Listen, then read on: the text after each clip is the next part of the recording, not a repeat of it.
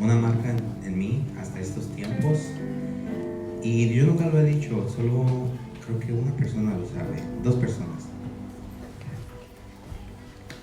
Y hay cosas que pasan en tu vida que te marcan de por vida, que pasan una sola vez, pero eso llega hasta lo más, hasta que tú lo sueltas. Pero eso es algo que tú cargas por mucho tiempo. Pero déjame decirte, cuando el propósito de Dios está sobre tu vida, no importa lo que pase, porque el Señor te guarda de todo eso. Y esto es algo que yo les quiero contar. Es algo muy íntimo, es algo que no muchos saben, pero es algo que marcó mi vida. Y hasta ahora en este tiempo yo lo puedo entender. Cuando no sabía del Señor, no podía entender. Y yo decía, todo me pasa a mí, todo pasa, ¿verdad? Y eso fue, yo tenía alrededor de 10 años. Yo tuve un problema yo no tuve un problema. Había un problema en mi casa. Y en ese tiempo ese problema salió a la luz. Y muchos de ustedes conocen a mi mamá, a mi madre. Y ella se enteró de algo. Y saben cómo somos las personas, los hombres, cuando estamos en el mundo. O cómo son, ¿verdad? Quieren hacer justicias por su propia mano. Quieren hacer justicias con lo que ellos tienen a la mano. Y en esa noche mi madre tomó un cuchillo, se subió al carro. Y yo no entendía, porque sinceramente yo no entendía lo que estaba pasando en ese momento. Yo me subo al carro con mi mamá, porque yo nunca había visto a mi mamá tan enfurecida. Y yo la había visto muy enfurecida por tantas cosas que ella hacía. Pero nunca la había visto tan enfurecida, con ese odio que llevaba en su rostro, ese odio que llevaba dentro de ella. Y yo me subí con mi mamá. De mis 3 hermanos, yo fui el único que me subí al carro con ella. Ella me dice, no puedes venir conmigo. A donde yo voy, tú no puedes venir conmigo. Yo le dije, no, yo voy con usted. Yo soy su hijo, el menor. Y ya saben cómo somos los menores, ¿verdad? Y yo le dije, a donde usted vaya, yo voy a ir. Y ella me dijo, ok. Y me subí al carro, ella no me bajó. Ella estaba con iras, llevaba un cuchillo de esos de cocina, de los largos. Y yo dije, pero ¿a dónde va a cocinar a esta hora?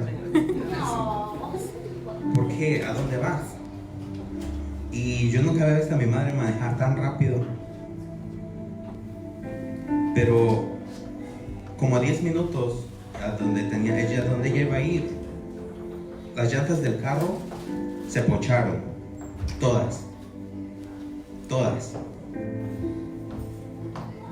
Y en ese momento yo no entendía, menos entendía, porque yo dije, ¿qué es lo que iba a pasar? ¿Qué es lo que está pasando? Y mi mamá se bajó del carro y se puso a gritar y se puso a llorar en ese momento. Después, hasta yo tener 18 años, entendí lo que pasó. Es que ella tenía tanto odio hacia una persona que ella quería ir a matarlo. Wow. Y yo hasta ahora pude entender eso.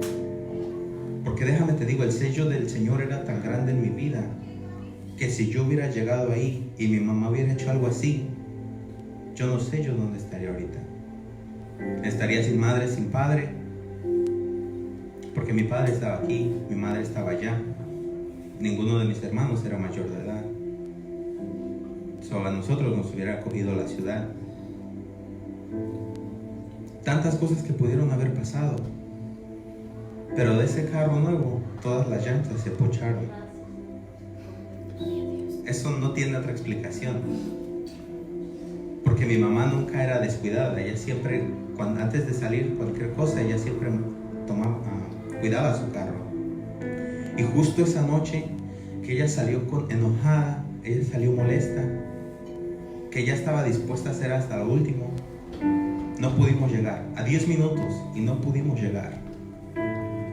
Y ahora yo entiendo y regreso a eso, ¿verdad? Y digo, wow, cuánta es la misericordia y el amor del Señor.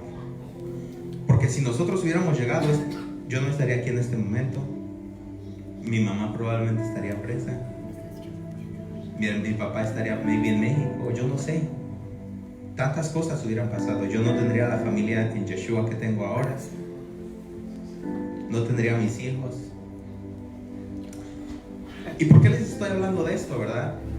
Déjame te digo que cuando el Señor sella tu vida, no importa dónde tú vayas, en donde tú estés, el Señor siempre te va a traer de regreso a casa.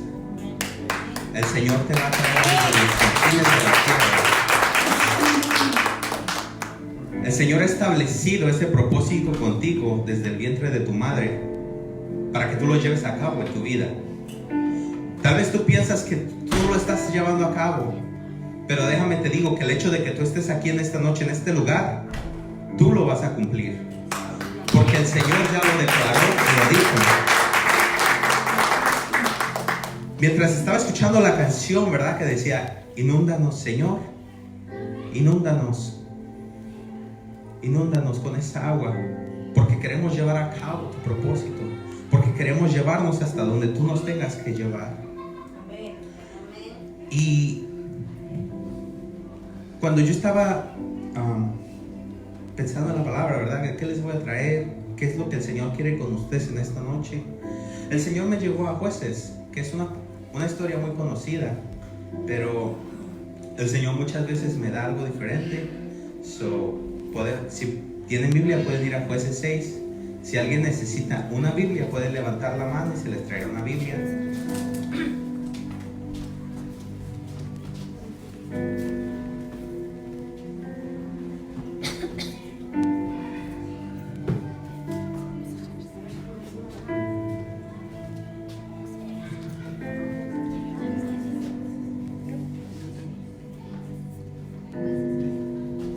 Y cuando me pueden decir amén. Vamos a empezar desde el versículo 1.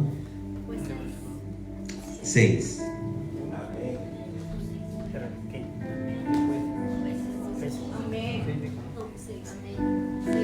Amén. Jueces 6. Amado Padre, Señor, te damos las gracias por tu palabra, mi amado Padre, Señor, porque tú siempre nos abres el entendimiento, Señor. Nos traes la palabra para poder reflexionar en ella, mi amado Padre, Señor. Te damos gracias por tu Ruach HaKodesh, Señor, tu Espíritu Santo, Señor, para que podamos, amado Padre Celestial, Señor, poder, mi amado Padre, Señor, llevar a cabo cada palabra que tú tienes para nosotros, amado Yahweh. En el nombre de tu Hijo Joshua HaMashiach, Señor, de esta palabra, amén y amén.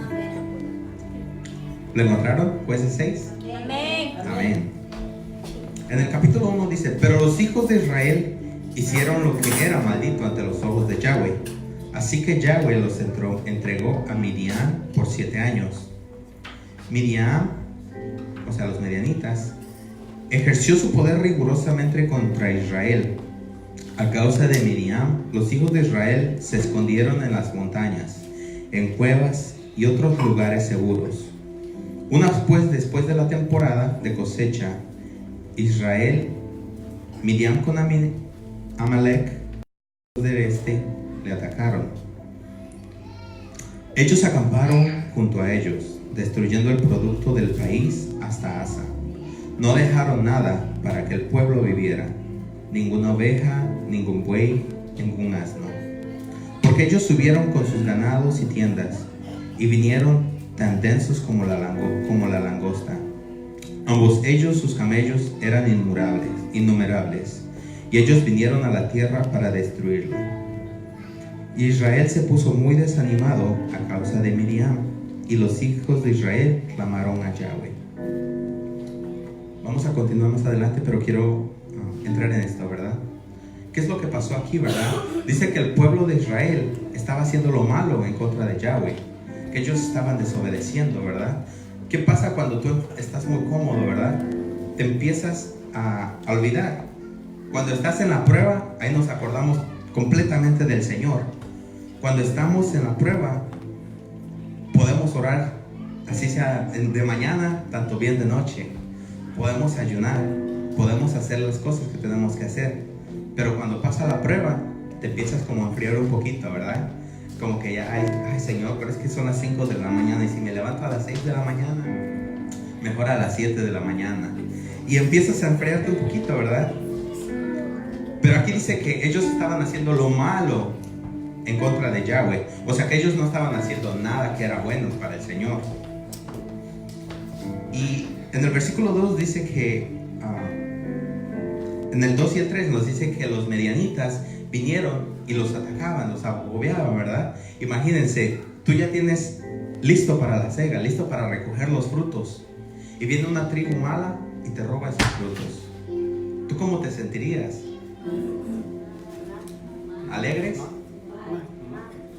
Y dice que no les dejaron nada ni para comer, ni para sobrevivir. O sea, no les quitaron cualquier cosa, le quitaron todo lo que ellos necesitaban. Y dice que ellos fueron y se escondieron a las montañas, a los lugares que ellos consideraban seguros, ¿verdad? ¿Y qué fue lo que pasó ahí, verdad? ¿Qué pasó con ese Dios, con Yahweh, al que ellos le servían? El que los había sacado de Misraim, o sea, de Egipto. Ese Dios poderoso que ellos tenían, ¿qué pasó? Se les olvidó. Lo pusieron a un lado y empezaron a hacer sus vidas. Empezaron a hacer como ellos querían y como ellos deseaban. Y se les olvidó. Déjame te digo, cuando tú eres un hijo de Yahweh, el enemigo va a hacer hasta lo imposible de tu vida. Porque ellos no los querían solamente asustar, los querían destruir, los querían matar. Querían que sufrieran. Pero cuando tú eres un hijo de Yahweh, tu boca tiene poder. Tu boca tiene autoridad. Y cuando yo estaba mirando esto, dice que los hijos de Israel, los hijos de Yahweh, clamaron al Señor. Me imagino al Señor. Ahora sí se acuerdan de mí. Ahora sí vienen conmigo. Ahora sí soy su Dios. Pero el Señor no les dijo nada de eso. El Señor no se los restregó en la cara, ¿verdad? Pero ustedes no le dijo, pero ustedes se olvidaron de mí y ahora se acuerdan de mí. No. ¿Qué fue lo que hizo el Señor? Él les mandó ayuda, les mandó palabra, les mandó fortaleza. No vino y los apapachó, pero les mandó fuerza. Cuando tú estés pasando por la prueba, no esperes a que vengan y te den amor. El Señor te va a dar las armas para que tú puedas pasar esa prueba. Porque digamos, si Él te da amor, tú vas a volverte más dependiente. Pero si Él te da las armas para que te defiendas, tú vas a aprender para que no vuelvas a caer en esa prueba. Cuando yo hago la tarea con mis hijos, ¿verdad? Si yo les doy la solución, ellos nunca van a aprender cómo llegar a la solución. ¿Me entienden? Amén. Los que tienen hijos y los que no tienen hijos, acuérdense cuando estaban en la escuela y eran chiquitos. Si le digo 2 por 2 es 4, él después va a decir, oh, 2 por 2 es 4. Pero él, ¿cómo va a saber que 2 y 2 son 4 si nunca le enseño?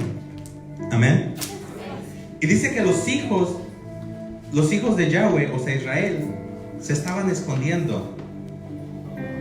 Un pueblo fuerte, un pueblo que tenía a Yahweh, que tenía al Dios de dioses, un pueblo que era fuerte en batalla, escondiéndose, sin nada que comer, sin nada de ganado. ¿Se imaginan ese cautiverio que entró el pueblo de Israel? Es como cuando algo te pasa y te vuelve a pasar otra vez. Porque ellos ya habían salido de Israel, de Misraim, de Egipto. Ya estaban viviendo otra vida. Y vienen los medianitas y vuelven a caer en ese proceso. ¿Se imaginan? Pónganse en el zapato de cada uno de ellos. Wow, nuestros padres fueron esclavos tanto tiempo y ahora nosotros vamos a ser esclavos.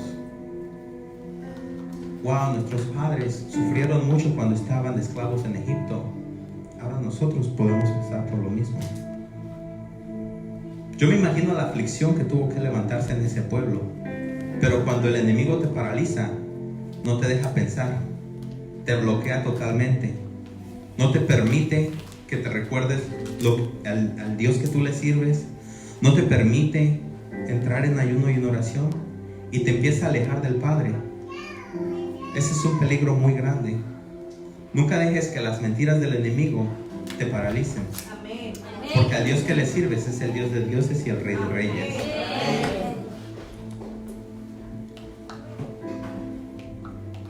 Después de eso, dice que destruyeron su ganado, destruyeron todo, ¿verdad? Y el pueblo se desanimó. Y yo me dije, pero ¿por qué se desanimaron, verdad? ¿Por qué ellos se sintieron así como cabizbajos? ¿Por qué ellos entraron en eso? Y déjame te digo, es porque ellos estaban pegados a las cosas materiales que ellos tenían. Cuando tú no estás apegado a las cosas materiales, no te duele tanto. Pero cuando estás apegado a las cosas materiales, te duele.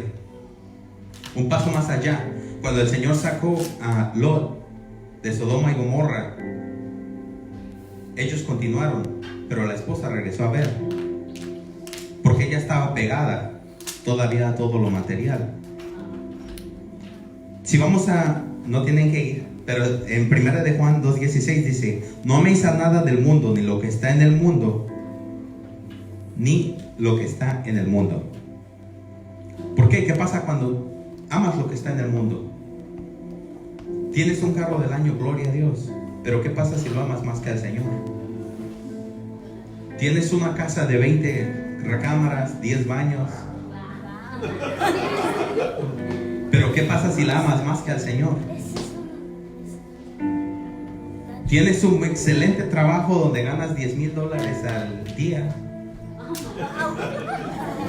pero ¿qué pasa si tú lo amas más que al Señor? Déjame te digo, cuando una cosa se vuelve más importante que el Señor te lo va a quitar. Sorry, a los que le dolió, perdón. Cuando tú pones una cosa antes que al Señor, el Señor te lo va a quitar, porque nuestro Yahweh es un Dios celoso. Es un Dios que Él te sustenta con todo, pero no le gusta que idolatres a lo que Él ya te dio. Porque déjame te digo, ¿verdad? A través de la Biblia nosotros podemos ver cómo el Señor le sustenta con diferentes cosas y ellos lo vuelven idolatría. El pueblo de Israel lo vuelve idolatría. Y si nos vamos a este tiempo, ¿verdad? El pueblo de Israel es fiel en muchas cosas y es bendecido por muchas cosas, pero hay cosas que todavía idolatran. Nos vamos a otras religiones, idolatran a las cosas y el Señor se aleja. Así como pasó en esta tierra, eso mismo pasa hasta en estos tiempos, porque el Señor va a decir: ok, ¿tú quieres idolatrar eso? Yo me hago para atrás, idolatra lo que tú desees. Porque Él no te va a forzar, Él es un Dios de amor. Amén. Él no te va a forzar a que tú hagas algo que no quieres hacer. Él te da la opción, te dice: tú puedes hacer esto, o puedes hacer lo que tú quieras. Puedes hacer lo que yo te enseñé, o puedes hacer como tú te enseñaste. Y déjame te digo, si tú estás haciendo como tú solito te enseñaste, pregúntate a ti mismo si piensas que le estás agradando al Señor.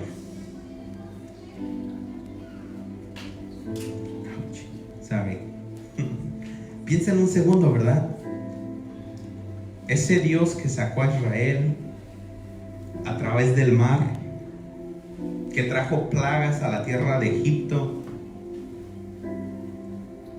ese mismo Israel volteó el rostro al Señor y no permitió que el Señor hiciera como Él deseara. Pero el pueblo de Israel clama a Yahweh. Ahí se acordaron de Yahweh, del Dios poderoso, del Dios de guerra, del Dios de batallas. Y el Padre les trae a un profeta.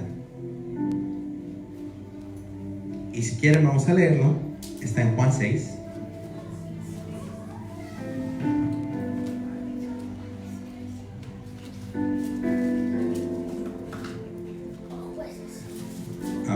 dije José, perdón, Jueces 6.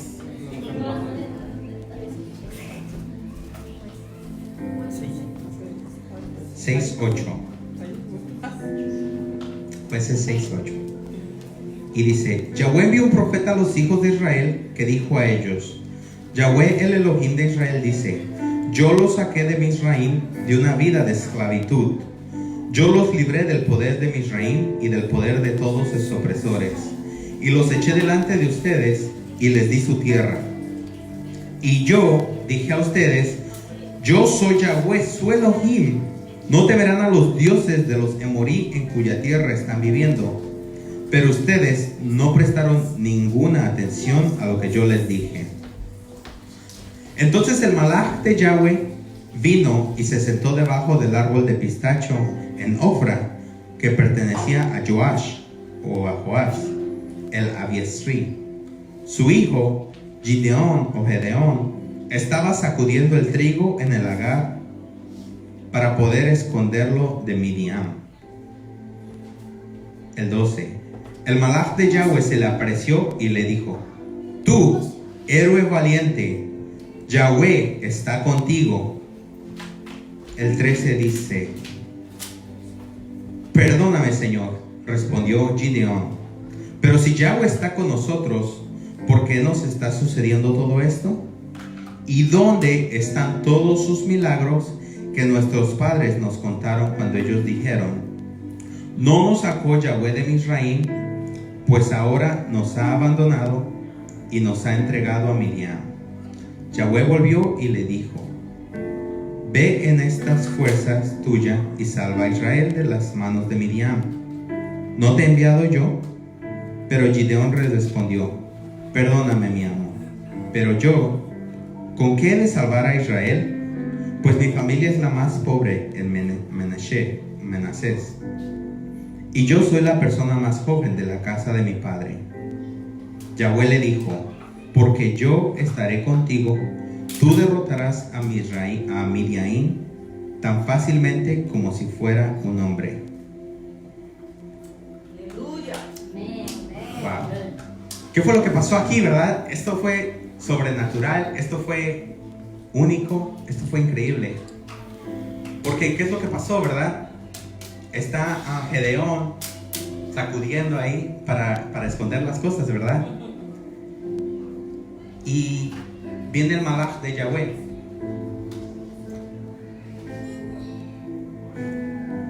Este malaj de Yahweh es un carácter muy importante, porque no dice vino un ángel de Yahweh, dijo vino el ángel de Yahweh. La Biblia es muy específica, es muy precisa en lo que dice. Si hubiera dicho un ángel de Yahweh, hubiera hablado de uno entre tantos.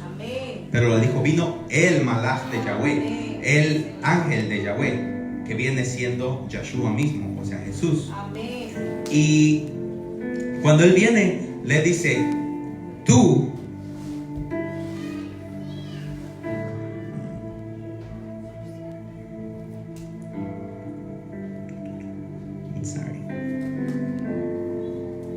le dijo: tú, héroe valiente, Yahweh está contigo.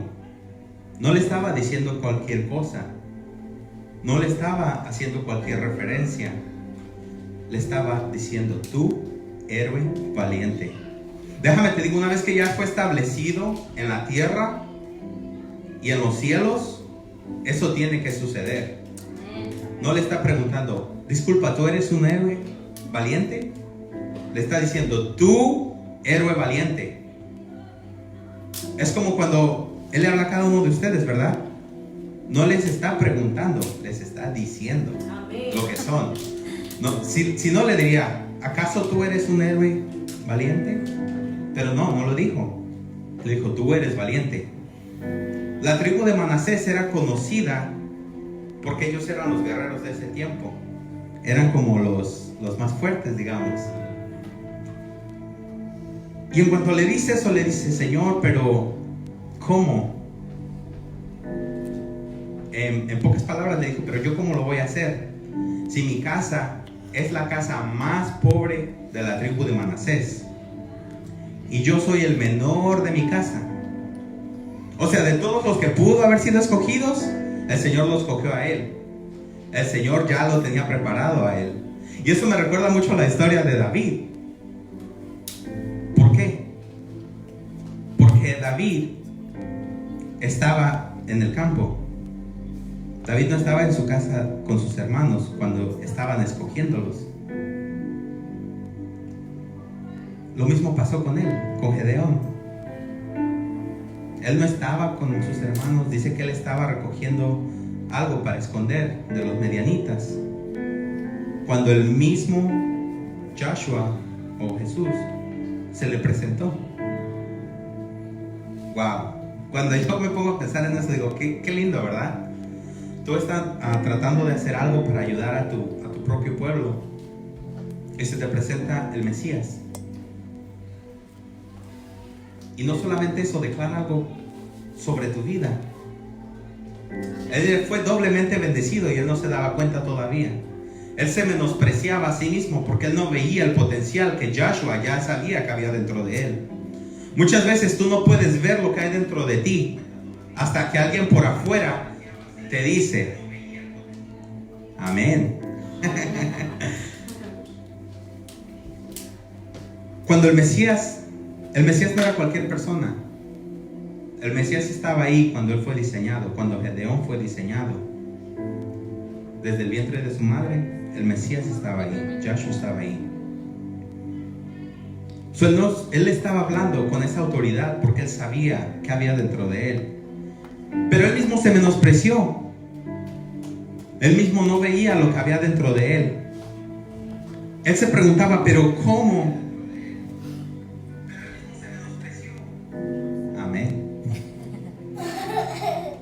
Pero él mismo se menospreció. Él mismo no se veía que él podía rescatar al pueblo de Israel. En primera, porque su casa era la más pobre. Pero el Señor no le dijo, ¿en tu casa hay dinero? ¿En tu casa hay alguna posición alta? ¿En tu casa todos son guerreros fuertes y valientes? Aleluya. Al Señor no le importaba eso, porque el Señor conocía lo que había dentro de Gedeón. Amén. El Señor conocía que Gedeón era valiente, que era fuerte y que él podía ayudar a rescatar a la casa de Israel. Después de eso le dice, soy el menor de mis hermanos. Al Señor no le importa si eres el mayor, el del medio, el menor. En Israel se acostumbra a que el primogénito es el más importante. Y hasta en muchos países de Latinoamérica, el primero es siempre el que da la cara. El primero es al que es escogido de la familia para representar a los demás. Pero el Señor sale de esos esquemas. El Señor no le importa si tú eres el primero, el mediano o el último, porque cuando Él te va a usar, Él ya te selló desde el principio. No importa en dónde tú estés, lo que te esté pasando, lo que haya pasado o transcurrido en tu vida, porque el sello de Yahweh ya está sobre ti.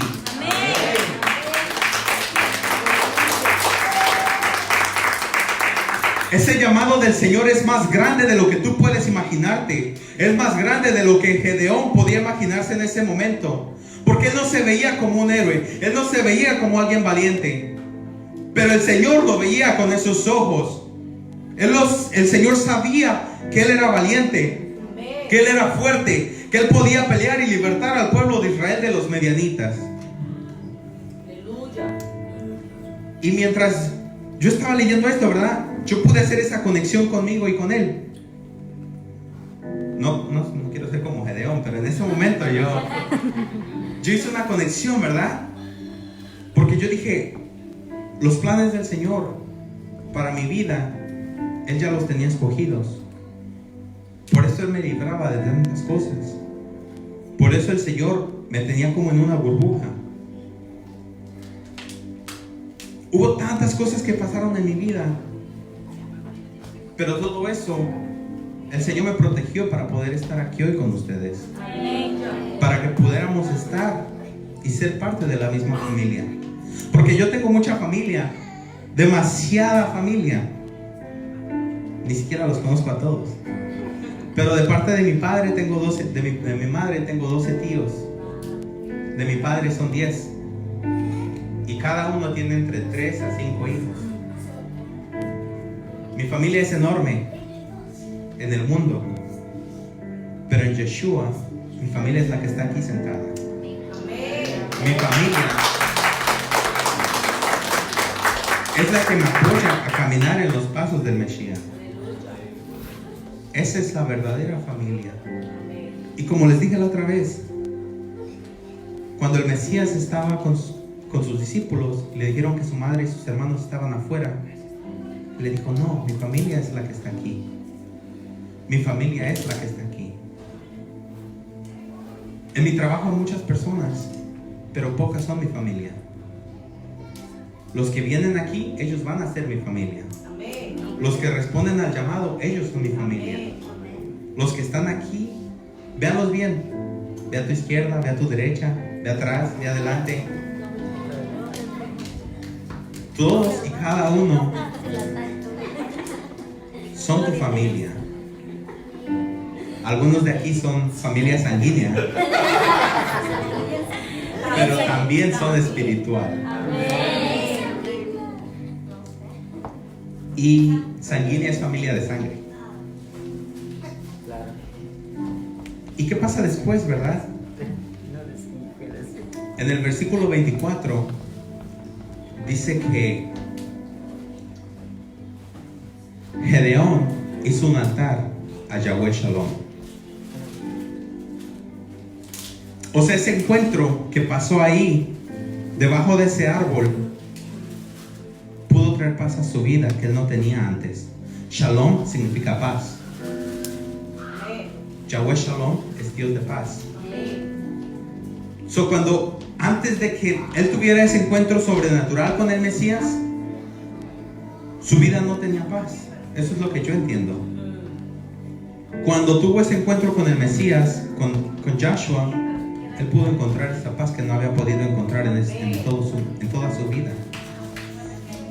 Y en eso me reflejo también, porque antes de venir a los caminos del Señor, en mi vida no había paz. Porque el Señor es el único que puede traer la paz a ti. Tú puedes buscar hacer las cosas perfectas. Tú puedes buscar hacer lo mejor. Tú puedes tener el mejor trabajo. Pero si no hay la paz dentro de ti, es imposible que tú puedas tener una buena vida. En mi trabajo de la ambulancia he conocido cantidad de gentes, cantidades. Conocí a una pianista que ha tocado en los mejores teatros, ha tenido performance en todos lados y vive en depresión. He encontrado actores que se quieren suicidar. Pero cuando les dices algo del Señor, no lo quieren. Lo triste no es lo que esté dentro de ellos, pero es que no les permite acercarse al Señor. En esta noche yo te bendigo porque tú estás aquí. Porque no permitiste que nada de eso te impidiera llegar a tu Mesías.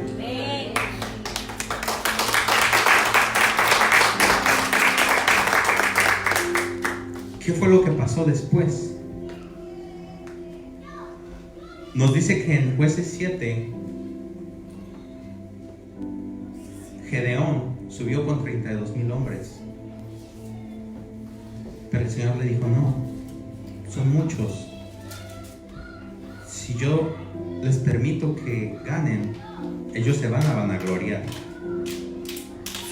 Ellos no van a poder, ellos van a vanagloriarse a sí mismos. Le dijo, dile a todos los que tengan miedo o que tengan ansiedad que se vayan a su casa. De los 32,000 se fueron 22,000, quedaron solamente 10,000. Me imagino a Gedeón, ¿verdad? Un poco nervioso, viendo que se fue más de la mitad. Quedaron 10,000. Y el Señor le dice, prueba número 2, llévalos al río y los que se pongan de rodillas y tomen, Sepáralos de los que no se pongan de rodillas y tomen. 300 no se pusieron de rodillas. De 32,000 bajaron a 300. Pero el Señor no busca cantidades. Él busca los que Él necesita. Cuando yo vi que esos 300, dije, pero Señor, ¿qué significa esa prueba de ponerte de rodillas? ¿Y por qué los otros no? Yo empecé a pensar en eso, ¿verdad? Y esta es mi tefilá, o sea, lo que yo entiendo. Los que se ponían con delicadeza no iban a estar dispuestos a hacer lo que sea. Mientras los que se bajaron al agua, ellos estaban dispuestos a hacer lo que sea. El Señor estaba probando sus corazones, a ver dónde sus corazones estaban. Porque primero confrontó a los que tenían miedo y después confrontó a los que tenían el miedo escondido. Los que se tiraron al agua no estaban buscando a ver si caían en vergüenza o no. Ellos querían hacer lo que había sido lo que ellos tenían que hacer. Los que se pusieron de rodillas, yo me imagino que ellos tenían miedo hasta de entrar en el agua. El Señor, ¿cómo les va a confiar libertar al pueblo de Israel? Y dice que con estos 300, la palabra dice que Gideón pudo libertar al pueblo de Israel. Déjame te digo, no importa cuántos estén al lado de ti, pero que ellos sigan los mismos caminos que tú. Porque si ellos son contrarios a la voluntad del Señor, ellos no te van a ayudar a crecer en nada. Así es. Ha pasado, ¿verdad? Que me dicen amigos, por un poco, o sea, entre comillas, oh sí, mira, yo voy a tu iglesia, pero vamos a tomar una semana antes. Y yo digo, ¿cómo me va a invitar a tomar si él sabe que yo no bebo? Yo no busco nada de eso. Y el Señor estaba poniendo esos 300 porque sabía que esos 300 iban a estar fieles con Gedeón, que iban a hacer la voluntad del Padre, pasara lo que pasara. Y en esta noche te digo, si el Señor te trajo, es por un motivo. Es porque Él quiere que tú seas fiel como los que estaban con Gedeón. Él quiere que tú estés listo, porque la guerra ya la tiene ganada. Tú solo tienes que seguir a lo que Él quiere que tú hagas. Amén. Amado Padre,